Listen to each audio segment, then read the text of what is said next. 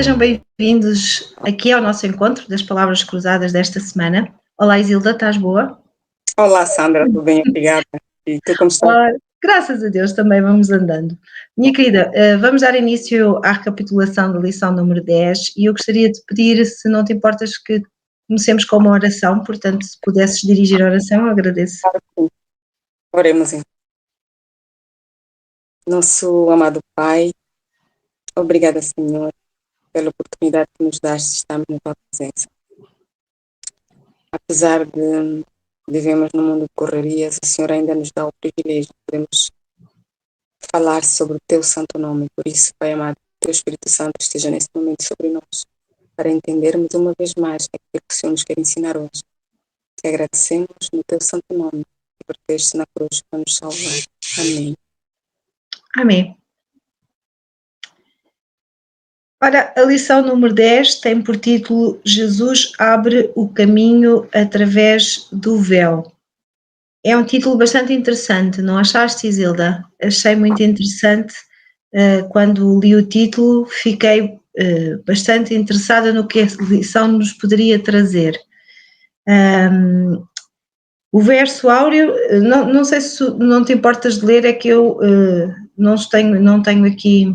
Ok, o verso áureo diz o seguinte: porque Cristo não entrou num santuário feito por mãos, figura de verdadeiro, porém no mesmo céu, para agora comparecer por nós perante a face de Deus. Está escrito no livro de Hebreus, capítulo 9, versículo 24. Ora, eu não sei o que é que tu achas, mas eu gosto muito de Hebreus. É um livro que eu gosto bastante. E quando li pela primeira vez, quando iniciei o estudo desta lição, e li este verso, a primeira sensação que eu tive foi uma sensação de segurança. Quando li este verso, fiquei, não é? Como dizer, tranquila, porque efetivamente é-nos dito que nada foi feito por mãos humanas, não é? Mas Jesus, neste momento, comparece por nós. Portanto, Ele é aquele que nos vai defender, entre aspas, ou representar. E é exatamente sobre isto que vai falar a nossa lição desta semana. O que é isto do véu? O que é que quer dizer com o abrir o caminho? E é exatamente sobre isto que nós vamos, durante este bocadinho que aqui estivermos, conversar. Exatamente. A nossa introdução começa contando a história dos discípulos, não é? Quando voltaram do Monte das Oliveiras, logo depois da ascensão de Jesus Cristo. Eles voltaram completamente diferentes, não é? Voltaram com uma segurança, conforme disse muito bem a Sandra, de que, ok, estamos num mundo de sofrimento, estamos num mundo onde teremos aflições, mas temos a plena certeza de que já a vitória já nos foi concedida por meio de Jesus Cristo. O facto de Jesus ter ressuscitado e ascendido aos céus é a confirmação de que realmente nós não temos por que estar inseguros, não é? Nós temos a plena certeza. Aqui o último parágrafo da introdução diz que a ascensão de Jesus ao céu é central na teologia de Hebreus, que é o livro que estamos a estudar esse trimestre, não é? Diz-nos também que a subida de Jesus marca o momento em que o novo concerto, que providencia os meios através dos quais podemos aproximar-nos confiadamente pela fé, que foi inaugurado pelo nosso querido e amado Jesus Cristo. Então não temos por que temer, devemos cada vez mais crescer nesta caminhada, no nosso processo de conhecimento de Deus e com plena certeza, meus queridos, que o facto de Jesus ter ascendido é uma certeza da nossa parte de que Ele não nos deixou sós, Ele não nos deixará e que nós temos a certeza de que assim como Ele foi, e na verdade não é bem o nosso tema de hoje, não é? Mas assim como Jesus foi aos seus, nós sabemos que Ele vai voltar e nos levará também para estarmos com Ele. essa é efetivamente a nossa grande esperança e foi esse o caminho que ele abriu para cada um de nós, esta possibilidade de um dia podermos estar e viver lado a lado com ele na Jerusalém Celestial, como na lição ainda vamos falar. Ora, Jesus perante o Pai. Foi muito interessante quando estudámos esta lição perceber que realmente nós temos neste momento alguém perante o Pai que é aquele que nos representa, é aquele que realmente nos faz ter plena certeza e confiança de que um dia ele vai voltar e nós vamos poder viver com ele, porque através do seu sacrifício ele tomou-nos ao colo e transporta-nos nessa segurança e nessa felicidade que é podermos ser chamados filhos de Deus, não é? E termos a possibilidade de um dia podermos usufruir de todas as bênçãos que ele preparou. A lição faz aqui uma analogia entre as festas, não é? Que o povo de Israel tinha e aquilo que Deus instruiu Israel para que subisse 3 vezes a Jerusalém, portanto, no ano, e aquele que foi o ministério de Jesus, mas mais particularmente aquilo que representa a morte de Cristo, a ressurreição e a ascensão. Não sei se queres falar um bocadinho sobre isto, sobre as festas, sobre aquilo que a lição nos fala. Começa por nos falar primeiramente sobre a Páscoa, não é? Depois fala sobre a festa das semanas ou Pentecostes e finalmente sobre a festa das cabanas ou dos tabernáculos. Não sei se queres falar um bocadinho sobre isto, Isilda. Ok. Deus é tão organizado que mesmo na época do Antigo Testamento, ele arranjou formas de ensinar o povo, ou de orientar o povo o seu objetivo, né? Porque nós sabemos que o plano da salvação do mundo está instituído, o plano da salvação da raça humana, não é? Está instituído desde a fundação do mundo, não é? Jesus,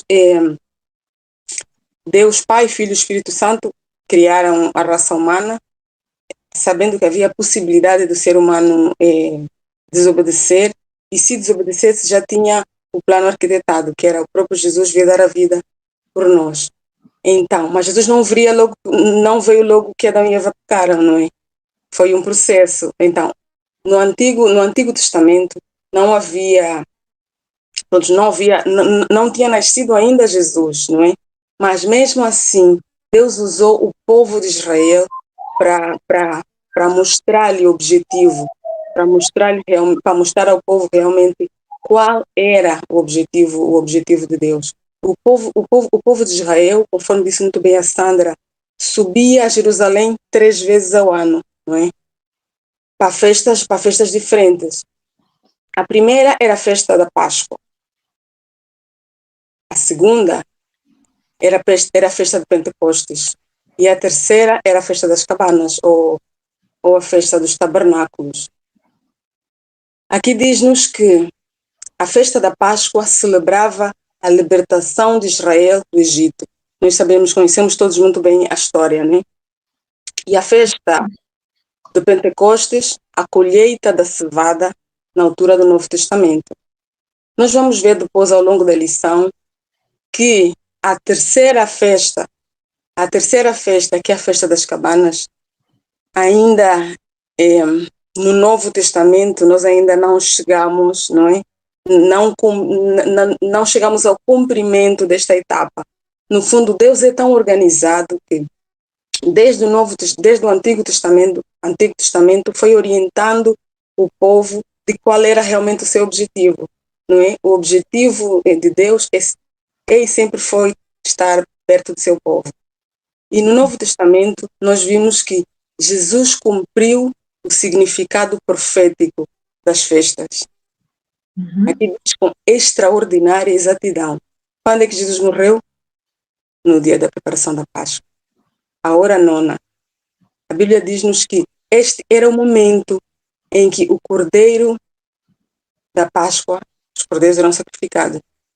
Nós nos filmes de Jesus ou nos livros de profecia, vimos que o último cordeiro, quando Jesus morreu, o véu abriu, rasgou-se, não é? E o último cordeiro não foi sacrificado, porque Jesus era o sacrifício perfeito, cumpriu claramente, assim como o seu batismo também, não é? Jesus cumpriu tudo de forma tão organizada. Nós temos um Deus que é um Deus de detalhes, não é? Isto para nos dizer que realmente Deus está do nosso lado. Apesar de sempre sermos nós a não cumprirmos a nossa parte do concerto, Deus, de qualquer forma, cumpre aquilo que Ele planejou, não é? Aqui a lição também nos fala que o povo de Israel tinha um objetivo, ou Deus teve um objetivo para o povo de Israel durante o período da peregrinação pelo deserto, e diz-nos que isto era criar entre o povo e Deus uma relação, não é? Íntima. E mais, era fazer entender ao povo de que ele precisava exatamente de procurar a face de Deus, ou procurar a ajuda de Deus. E por isso nós vemos durante a história do povo pelo deserto, e principalmente quando eles tinham que lutar com outros povos, nós vemos que realmente quando Deus os abençoava e lhes indicava o caminho, eles venciam. Mas quando eles achavam que poderiam ir sozinhos, nós vemos que eles perdiam, eram derrotados. Porquê? Exatamente porque Deus queria que o povo entendesse que era necessário depender da ajuda de Deus para que pudessem estabelecer uma relação perfeita. Ora, o mesmo acontece connosco hoje, não é? Hoje o objetivo, e por isso é que a lição nos apresenta aqui Jesus como aquele que está junto do Pai, que nos representa, porque o objetivo é que cada um de nós tenha a certeza de que um dia nós vamos ter a possibilidade de estar no céu, exatamente porque Jesus foi este sacrifício perfeito. Se Jesus não fosse este sacrifício perfeito, se ele não fosse realmente aquele que abriu o caminho, aquele que nos dá esta possibilidade, muito provavelmente o plano teria falhado por inteiro, não é? Daí que a ascensão de Jesus ao céu tenha tanto ênfase aqui na lição 10 deste trimestre, é exatamente porque ela tornou real, não é? Esta promessa de que realmente nós viajamos em busca de uma pátria, e a nossa pátria verdadeira e aquela que nós ansiamos é aquela que um dia vamos ter no céu. Na lição de segunda-feira temos a parte do convite de Deus, aquilo que Deus nos convida a fazer. E o que é que Deus nos convida a fazer? Deus convida-nos a termos um relacionamento pessoal e íntimo com Ele. Este sempre foi e sempre será o desejo do nosso bom e maravilhoso Deus. Que nos aproximemos dele, que tenhamos prazer na comunhão com Ele. Eu às vezes tenho um pouquinho de dificuldade quando tenho que fazer o culto com os meus filhos. Às vezes eles estão bem dispostos, mas outras vezes parece que são obrigados. Oh, filho, tem que ter prazer. Eu ainda acabei falando isso com a minha filha. Porque ela Às vezes é fruto da idade, não é? Fruto da idade, naturalmente. Exatamente. Mas a lição diz-nos claramente que realmente o povo precisava de se consagrar, mas precisava de aprender efetivamente a seguir as indicações de Deus. E precisava, acima de tudo, não é? De entender que Deus era santo. E por vezes nós encontramos no nosso dia a dia pessoas que acham que Deus é um igual a nós. Deus não é um igual a nós. Ele se fez um como nós, mas ele não é igual a nós. E a manifestação de Deus e da sua santidade, e a lição fala sobre a experiência do povo junto ao Monte Sinai. E nós vemos efetivamente que, ao olharmos para Deus, para todas as características que Ele apresenta, realmente ao percebermos o quão santo, ao percebermos as características da divindade, poderemos ser levados, não é, a ter medo. A ter medo. E o Filho de Deus não pode ter medo. Nós devemos ter sim temor, mas o temor é no sentido de o honrar. Temor no sentido do respeito, de perceber que efetivamente nós somos a criatura e Ele é o Criador. Exato. E aqui, quando na lição nos fala sobre esta experiência do povo junto ao Monte Sinai e nos mostra a falta de fé daquele povo, não é? E porquê é que nós estudamos as lições? Para avaliarmos a nossa vida, para avaliarmos em que patamar nós estamos. Será que nós somos também aqueles que dizem, olha, vai lá tu, porque eu estou com medo, não é? As pessoas às vezes arranjam um intermediário e nós vemos algumas igrejas que inclusivamente defendem isto, não é? Que há intermediários entre nós e o nosso Deus, quando o único que está entre nós e o nosso Deus é o próprio Jesus, não é? Ele é que é o nosso intermediário. E aqui a falta de fé deste povo deve-nos fazer meditar sobre quando nós também estamos perante algum obstáculo, alguma coisa que nos parece demasiado arriscado, demasiado perigoso. Será que eu confio quando Deus me diz, vai, aquilo que tu não pudeste fazer, eu acrescentarei? Exatamente. É? A falta de fé deste povo é uma lição para nós, aliás, como todas as outras temos estudado até aqui, não é? Exatamente. E as consequências desta falta de fé foram terríveis. Não é? Olha que o primeiro ponto que eu queria dizer é que nós temos um Deus tão santo que não nos podemos aproximar dele de qualquer forma. Olha que o povo de Israel teve de se preparar, não é? Não chegaram só de qualquer forma. Deus preparou o povo. O povo teve a consciência de que realmente se podiam aproximar de Deus, e mesmo assim não tiveram fé suficiente para se aproximar. Moisés bastou. Moisés foi realmente, mas em consequência disso que aconteceu, o povo infelizmente apostatou-se. Foi quando eles depois criaram o bezerro, não é? Quer dizer, foi algo terrível, terrível. Às vezes acreditamos que Deus existe, vamos à igreja até todos os sábados, os domingos, como seja, mas não progredimos na nossa comunhão com Deus. Isso é terrível, quando depois podemos chegar a entrar num estado de mornidão. Mais tarde ou mais cedo, ou nos aproximamos verdadeiramente de Deus, ou vamos para o outro lado, né? Que aconteceu com o povo de Israel.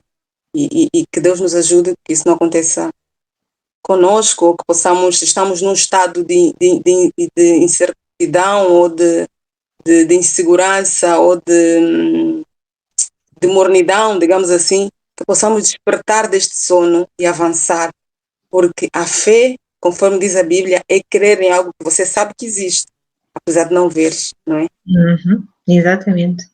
E é aqui que entra depois aquela parte do título que nós podíamos não perceber muito bem, que é a questão do véu, não é? A necessidade de um véu. Sabes, quando eu estava a ler esta lição, lembrei-me efetivamente de quando Jesus morreu, não é? Diz que o véu foi rasgado, não é? O véu do templo se rasgou. E tudo isto tem uma simbologia que é fantástica de estudar e de descobrir, e como tu dizias, e bem, realmente o nosso Deus é um Deus organizado, é um Deus de pormenores, e Ele faz-nos entender muitos destes pormenores exatamente para que possamos ter um vislumbre daquilo que Ele quer para nós e da mensagem que Ele nos deixa. E aqui quando falamos do véu, falamos, não é do véu das noivas, não é? Falamos do véu, aquelas cortinas que existiam, e a lição começa por nos falar sobre as cortinas que existiam no próprio santuário terrestre, não é? Portanto, eram as cortinas que dividiam o pátio, a cortina que estava e que estava no compartimento exterior. Também falam-nos da cortina que existia, portanto, a dividir o lugar santo do lugar santíssimo, e todas estas cortinas eram entradas, mas também eram limites, não é? Achei muito interessante esta ideia de que realmente é uma entrada sim, mas há condições. Não é uma entrada, como tu dizias muito bem, não se chega assim junto de Deus de qualquer forma. Nós temos que ter noção daquilo que estamos a fazer, temos que ter noção daquilo que nos é pedido e, acima de tudo, temos que, sabes, não devemos perder nunca aquela imagem de quando Deus diz a Moisés, tira os teus sapatos porque estás em recinto santo. E estas cortinas eram exatamente isto, era delimitar o espaço em que, a partir daqui, não é, há toda uma solenidade, toda uma santidade que é preciso respeitar. Não sei se tu entendeste isto também assim. Exatamente, persegui mesmo assim. E também queria falar em relação a esta lição, que apesar do povo não ter cumprido a sua parte do concerto, não é? Deus, como sempre, não desiste de nós, não desistiu do povo de Israel naquela altura. Deus afastou-se, podemos assim dizer. Moisés intercedeu pelo povo e depois o santuário foi construído já num lugar onde, segundo a lição que nós estudamos, não é? Num lugar separado, podemos assim dizer, do resto do povo, né? Foi construído, aqui diz que Israel acampava-se, né? Eles estavam no deserto, numa ordem estrita que criava um quadrado vazio no meio, onde o tabernáculo era montado. Isto foi depois de Israel não ter cumprido a sua parte do concerto, não é? Depois de terem criado o bezerro e tudo mais. Mesmo assim, Deus perdoou o povo e criou, não é? As delimitações, conforme disse muito bem. Não só o véu não é necessariamente não. Aqui fala não somente do véu físico, o véu como véu em si, mas da ordem como Deus organizou. Estava lá o tabernáculo onde Deus estava, mas o povo não estava logo a seguir. Estava depois do tabernáculo, que estava afastado do povo, estava os sacerdotes, que eram os levitas, não é? Que também funcionavam mais ou menos como um véu, podemos assim dizer. Então é tudo uma ordem no sentido de nós cada dia mais nos apercebemos que realmente nós adoramos um Deus santo. Quando nós vamos à casa do Senhor, eu fico impressionada com a reverência que existe às vezes na Igreja Católica. Apesar de tudo, tu entras aí e é um silêncio incrível. Eu acho que nós também podemos aprender com isso. Quando colocamos o nosso pé na igreja, nós estamos num lugar santo e é importante que tenhamos reverência. E muitas vezes nós sabemos que temos falhado neste ponto, por causa, se calhar, da saudade que temos das pessoas que não vimos a semana toda e às vezes acabamos extrapolando um pouquinho e acabamos perdendo, às vezes, esse conceito de santidade do lugar onde nós estamos. E não nos esqueçamos disso. Há uma pergunta interessante no último parágrafo da lição que diz: pense no que significa que o Deus Criador, aquele que fez o universo, viria a habitar entre o seu povo, que naquela altura era uma nação de escravos fugitivos. O que nos ensina isso acerca de quão próximo Deus quer estar de nós, né, de cada um de nós. Deus é um Deus, desde a altura que criou Adão e Eva, Ele criou-os para viver perto dele. Por isso é que Deus, a cada viração do dia, estava com Adão e Eva. Adão e Eva, nós não cumpriram a parte do concerto, não é? Deus foi fazendo, por cada tempo, Deus foi fazendo pactos, não é, com aquelas pessoas que estavam disponíveis a aceitá-lo. E nós vimos ao longo da Bíblia várias pessoas com quem Deus fez o concerto. Aqui estamos a falar do povo de Israel, mas sempre foi o ser humano a não cumprir a sua parte. Mas mesmo assim Deus não desiste de nós. Não nos esqueçamos disso. A lição também nos fala sobre Jesus como o véu, não é? Como aquele que efetivamente veio e através da sua encarnação veio habitar entre nós, assim como o templo foi posto no meio do povo, não é? Diz que Jesus veio habitar no meio de nós e tornou possível que tivéssemos um vislumbre daquilo que é a glória de Deus. E mais do que isso, tornou possível que um Deus santo, não é, estivesse a viver no meio de um povo imperfeito. Esta é realmente a prova do grande amor que Deus tem por cada um de nós, de que realmente Ele fez tudo, Ele deu tudo o que tinha, não é? E como tu dizes muito bem, a única coisa que falha efetivamente é o nosso sim, a nossa disponibilidade para seguir este novo e vivo caminho, não é, que Jesus abriu para cada um de nós. Já não estamos com muito tempo, Isilda, por isso a lição de quarta e quinta-feira vamos tentar uni-la um bocadinho, acho que também não é difícil, não é? Sim. E então, quando falamos aqui do novo e vivo caminho, e já falaste várias vezes sobre o velho concerto e o novo concerto, temos aqui, não é, realmente esta ideia de que o propósito do novo concerto é exatamente igual ao do velho concerto. A forma como o fazemos é que é diferente. Quando falamos do velho concerto, nós estamos a falar de todos os rituais que haviam no santuário que representavam, não é, o plano da salvação, mas de forma simbólica.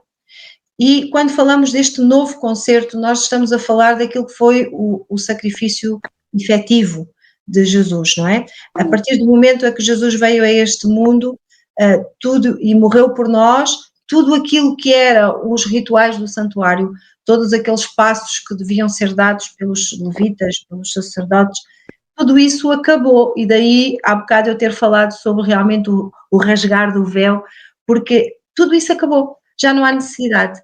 Jesus já assumiu, já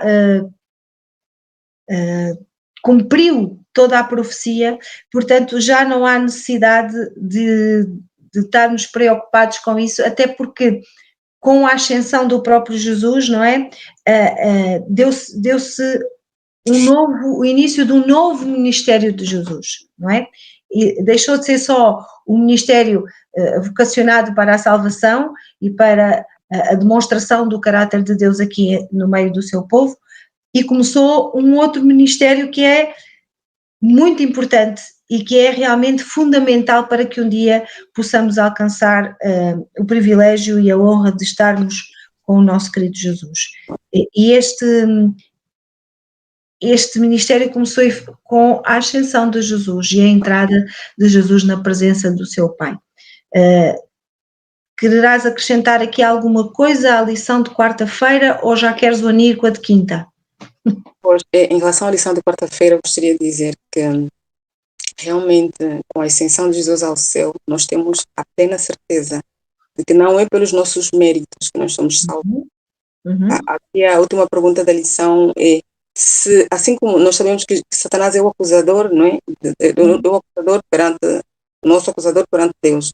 Se Satanás fosse perante Deus e se Deus permitisse, não é? E ele dissesse mentiras acerca de nós, quanto é que Satanás teria que mentir?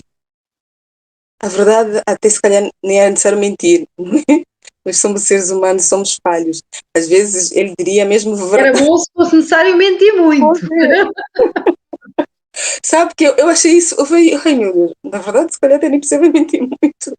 Eu não precisava mentir muito, né? Mas pronto. Jesus, devemos, que isto não seja um motivo para nós nos afastarmos, mas para termos a plena certeza que a nossa salvação vem única e exclusivamente pelo sangue de Jesus derramado na cruz do Calvário. Que tenhamos a plena certeza disso. Exatamente. Jesus nos transforma cada dia, não é? E desta forma, seguindo o percurso, veremos a face do nosso Deus. E veremos a face do nosso Deus exatamente porque tudo aquilo que nós acreditamos, apesar de ser baseado na fé, também é baseado em factos, não é? E a lição é clara para nos explicar isto, e eu gostei muito desta frase que diz: para nós a fé é uma âncora histórica. É que a nossa fé não é vã, nem é criada de fatos imaginários.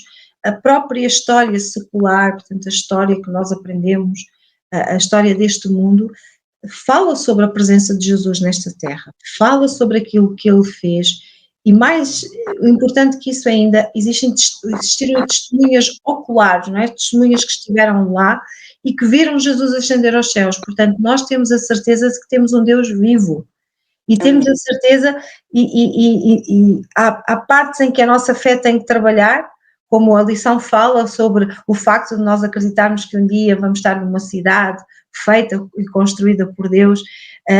Tudo é a fé, não é? Que é aquilo que nós esperamos, mas que não vemos ainda. Mas a verdade é que essa fé tem por trás, não é? Um alicerce de factos e de certezas, e por isso a nossa confiança pode ser total. Eu costumo dizer que é preciso mais fé para não acreditar em Deus do que fé para acreditar em Deus. Exatamente. Realmente, Deus está tão presente e é tão visível em algumas coisas que nos rodeiam, basta estarmos um bocadinho mais atentos, não é? Para termos estas certezas. E é exatamente o que. Isto é ver a face de Deus, não é? Ver a face de Deus não é só quando formos viver para o céu, é ver a face de Deus aqui, agora, no nosso dia a dia, nos nossos relacionamentos uns com os outros. Permita a Deus que esta seja realmente a nossa experiência todos os dias. Amém. E a nossa fé não é uma fé cega. Exatamente, exatamente. Então, quando... Minha querida Isilda, o tempo voa, não é?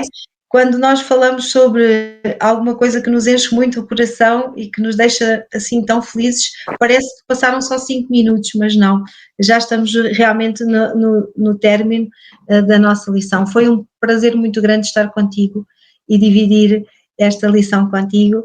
Permita a Deus que realmente tudo aquilo que aqui estudamos, tudo aquilo que pudemos partilhar seja uma realidade e assim um dia possamos pertencer ao grupo daqueles que estarão a usufruir desta, não é, Jerusalém Celestial.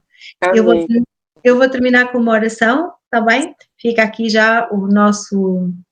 Marcamos encontro para a semana, não seremos nós, será outra dupla, mas queremos convidar toda a gente a estar nas palavras cruzadas e agora também pedimos que nos possam acompanhar nesta breve oração. Amado Pai, quão gratos te estamos, Senhor, por esta certeza de que através de Jesus nós temos, Senhor, o caminho aberto para um dia podermos viver contigo, mas enquanto aqui estamos, Senhor, nesta terra, que possamos realmente ter também a certeza nos nossos corações da tua presença diária, que possamos ver a tua face também. Faz com que a nossa fé cresça todos os dias e, acima de tudo, Senhor, faz com que os outros possam ver também, Senhor, a tua face em cada um de nós.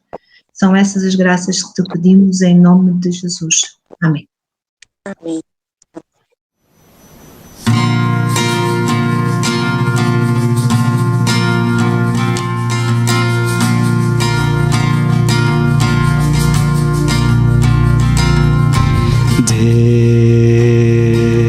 Deus, tu és tão bom pra mim. Eu sei que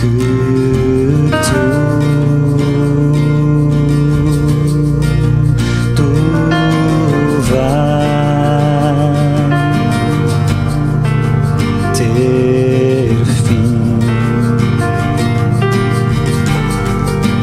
e no céu eu vou cantar, dando glórias em louvor, e para sempre eu vou morar junto do meu Salvador, junto